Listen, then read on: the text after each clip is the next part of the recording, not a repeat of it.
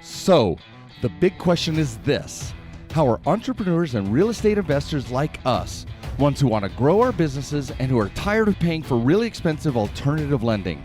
How do we tap into the most inexpensive money available and do it without the hassle of typical borrowing? That is the question, and this podcast will give you the answers. I'm Merrill Chandler, and welcome to the Are You Effable podcast. Welcome, everybody. This is Merrill Chandler, your host of Are You Effable, the new F word that's transforming the relationship between borrowers and lenders and creating fundable borrowers such as yourself, right? In this episode, we're going to be discussing the business credit equivalent to creditkarma.com. So make sure that you get back here because we're doing a deep dive into the misrepresentations of what business credit is and what these guys say that they can do for us. So this episode of Liars, Cheaters, and Thieves, we're coming back at you strong. So we'll see you in a second. Welcome back, everybody. Merrill Chandler here of Liars, Cheaters, and Thieves episode in the Are You Effable podcast. So as I promised, we're going to be talking about nav.com. Now, I encourage you to go there, follow along. Some of the stuff is inside of my personal account, but Nav purports to get you financing, build business credit, and gives you certain business credit reports. But we're going to be discussing several of those things, but what we're most interested in is the credit offers. So for those of you who are watching or listening, make sure that you go to the website getfundable.com.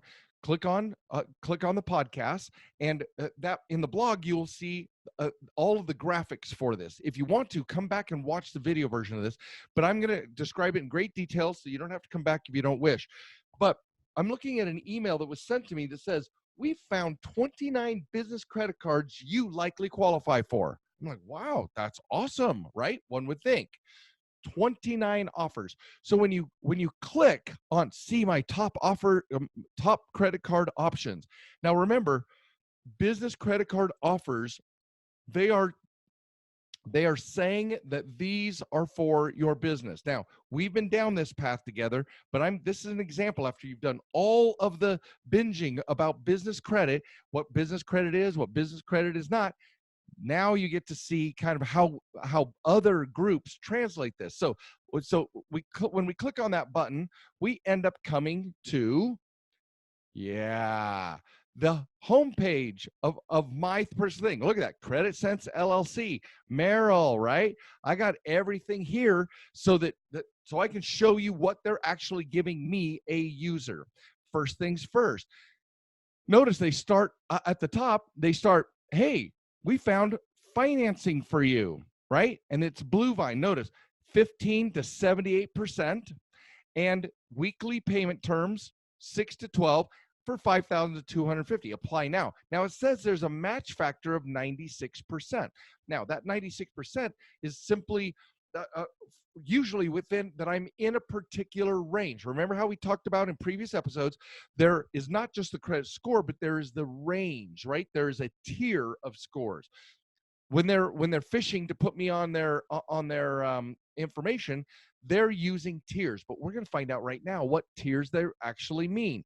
Notice they say that my business credit at Credit Sense is Dun & Bradstreet. Yeah, we got an A grade. But on Experian, they're giving us a B. And Equifax, those are the three business credit reporting.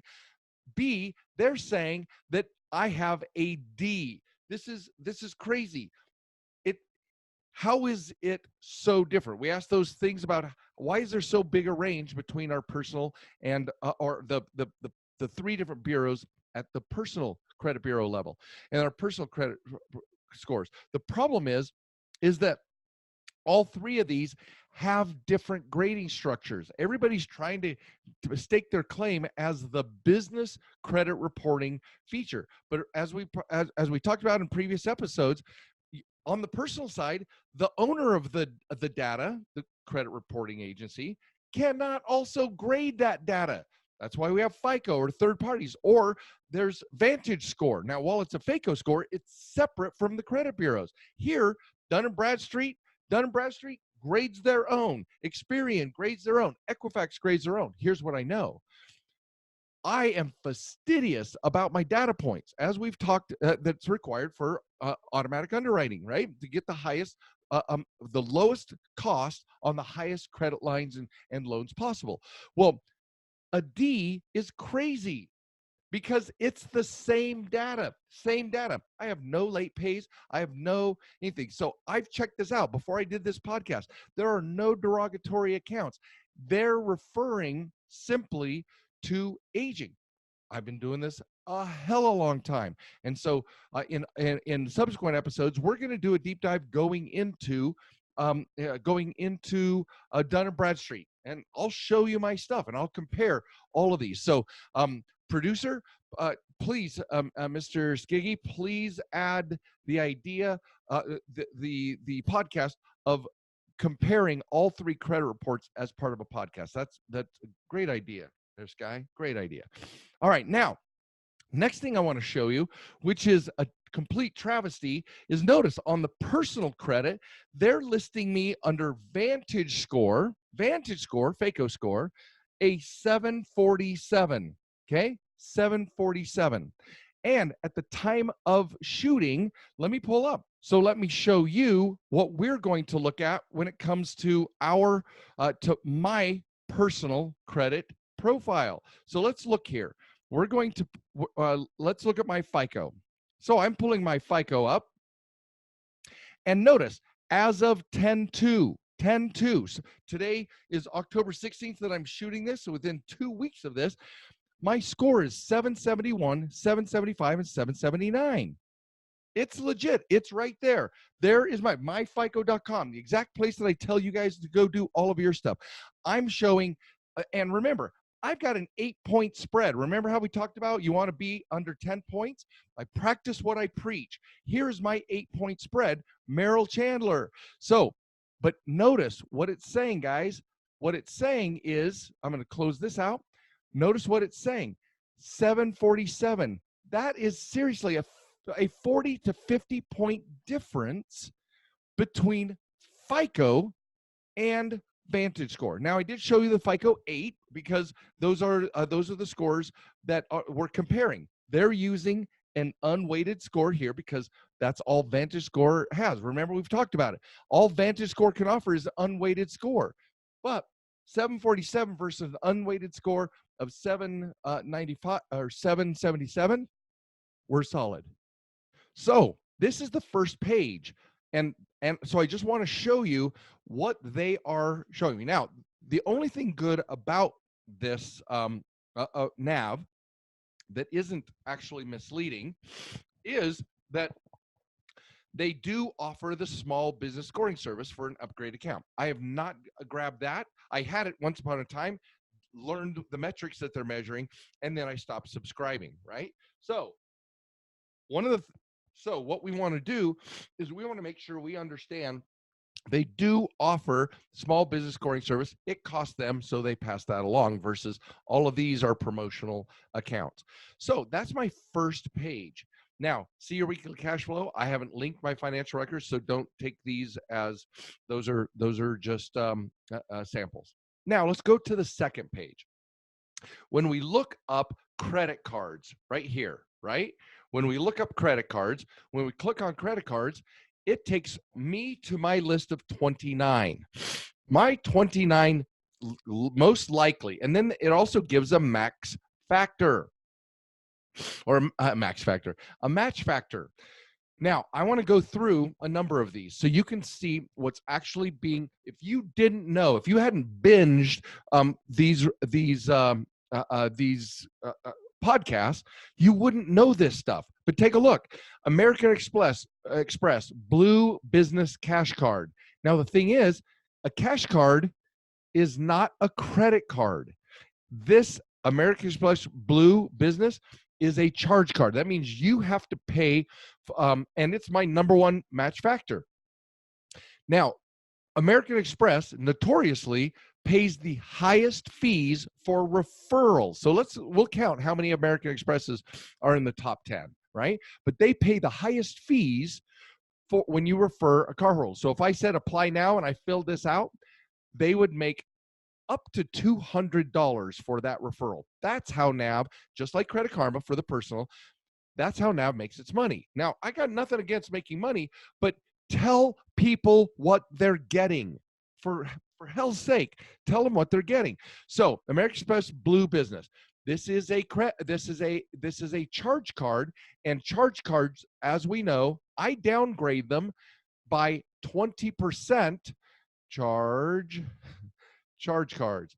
I downgrade them by 20% because they don't have a limit, so nobody can do calculations on the utilization. We don't get rewarded by utilization, and you have to pay this, the terms of this card.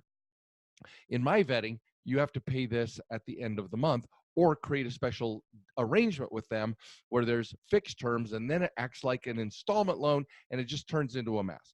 Next card, let's take a look at the Discover It business card. Discover reports to your personal profile. They pay good money, but it reports to your personal.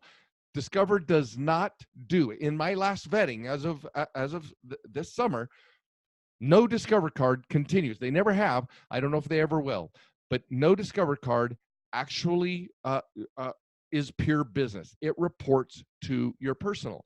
Then let's go down to the blue. Now, third one in line. Notice it is a credit card, so there is that amount of. Now, just so you know, each one of these descriptions is joint between the offer of the card and the programming by the by NAB or whoever is hosting the site. So some of this information does link through. So it's not just on NAB, but notice that's the whole point of what we're learning, is to understand who's offering what and what's good for us and what's bad for us. Now, this is a credit card, and as my last vet of the fall of 2019, this card does not report to your personal profile.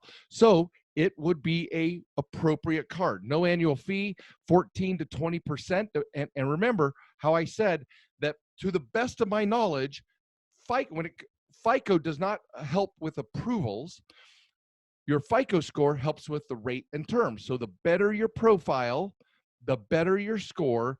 That's what's going to drive a lower and lower interest rate. So those are the top three. Now, notice Capital One Spark. What have we said about Capital One Spark?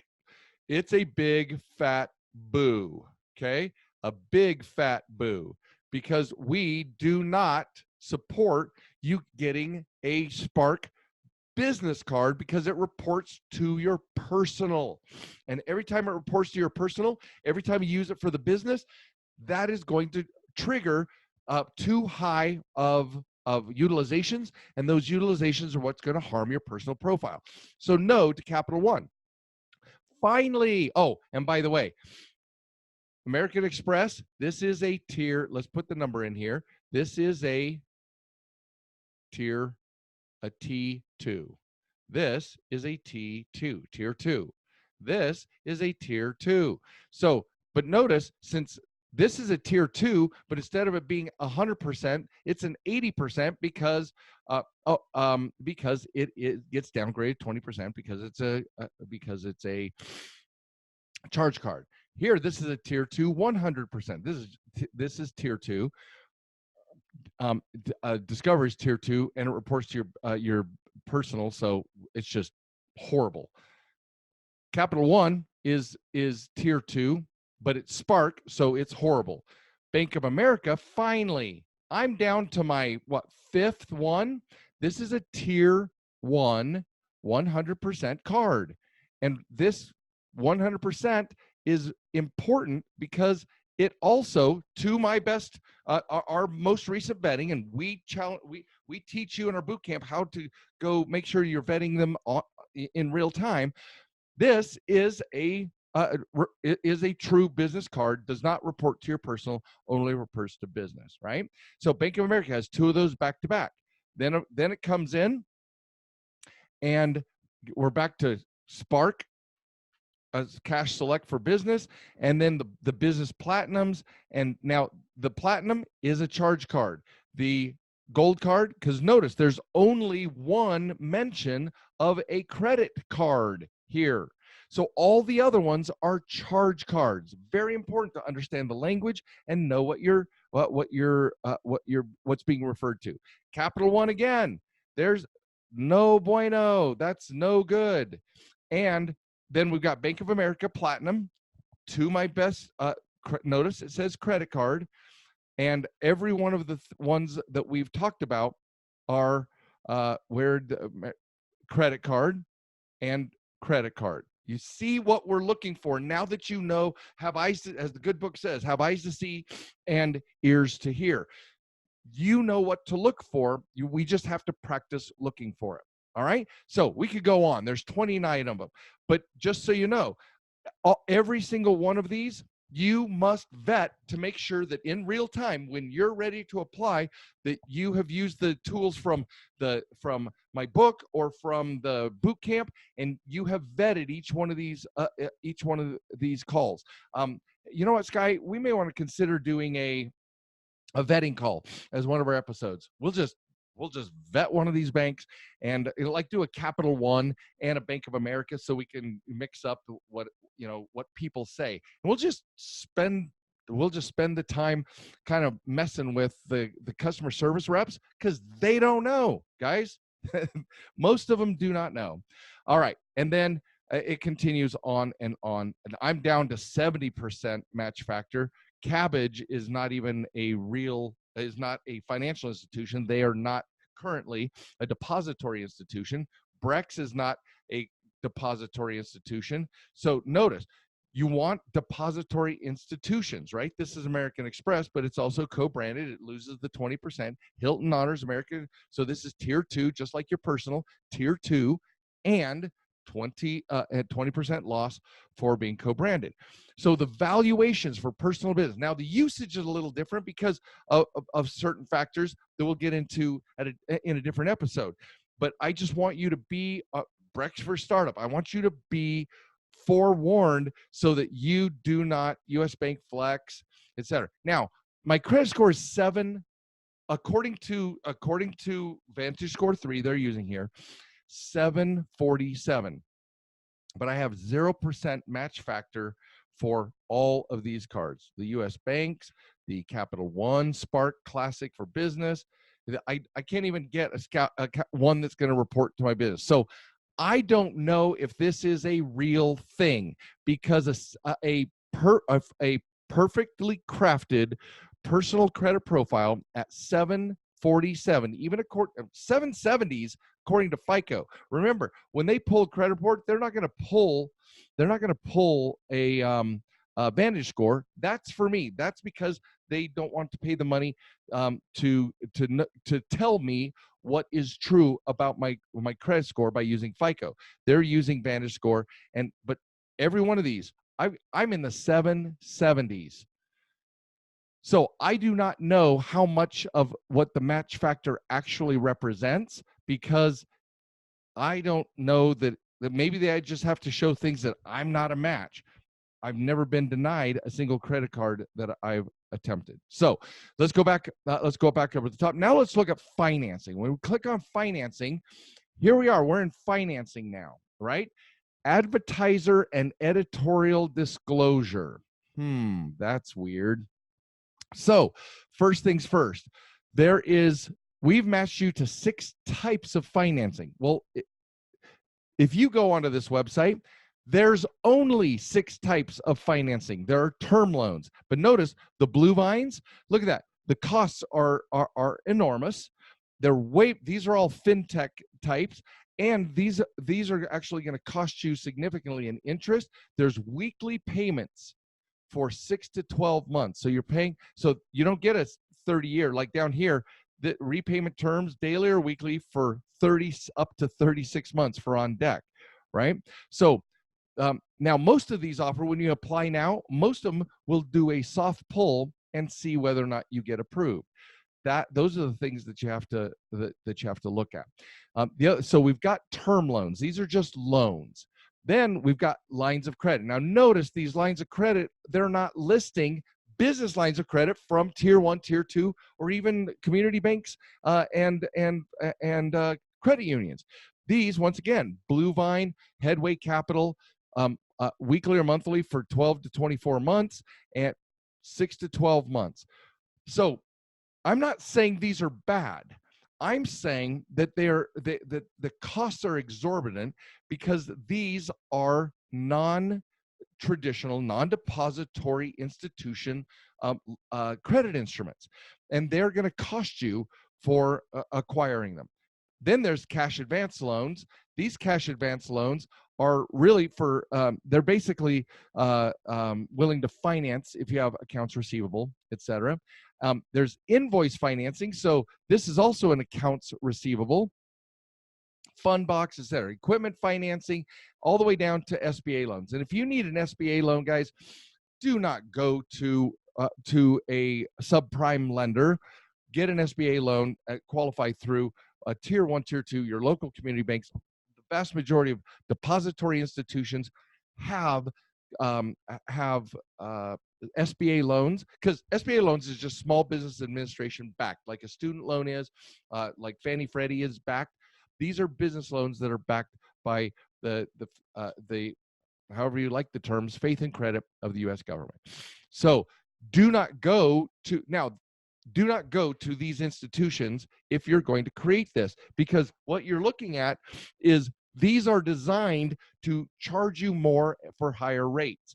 What you do want to realize is that when you're looking at these types of institutions, that they are subprime, and there's every likelihood or chance that when you use them, you're also going to be paying interest, and it's the equivalent of hard money. So guys, that's my review of NAV. Now, there's a couple other things that I ultimately want to show you, but we're going to put them in a different episode. So stay tuned. In the next few episodes, we're going to be discovering the building of business credit, and what really is business credit and what's not.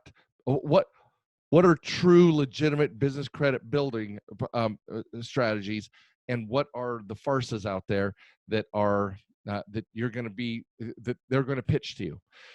So this is Merrill Chandler, your host of the Are You Effable, the new F word. Are you effable? And be careful out there. Keep binging so that you can do everything in your power to stay on the true business credit, learn the mechanics of building an amazing fundable business and leveraging your personal fundable profile to get the financing you need. You have a spectacular day, evening, etc., and we'll talk to you soon. Hey guys, thank you for listening to Are You Effable? Please leave comments, because I would love to read about your aha moments from this episode. And be sure to visit fundinghackers.com to view the blog post, get important links, join our community, and much, much more. And you gotta tell your friends about this podcast. We want them to become effable too.